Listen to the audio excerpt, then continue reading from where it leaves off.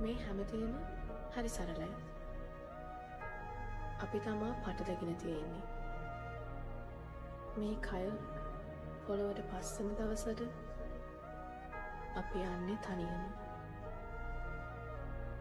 අපි ආදරය කරන හැමෝම දාලා තනියම. මේ විදිහට පේන්න, ඇහෙන්න, හිතන්න හම්බුන හිතින්. මැරෙන්න කලින් අපි ඉපදෙන්නේ ඇයි කියලා හිතලා බලන්න. නොදැන මේකෙන් කලියෙන්ම යන්න බලන්නේ නැතු.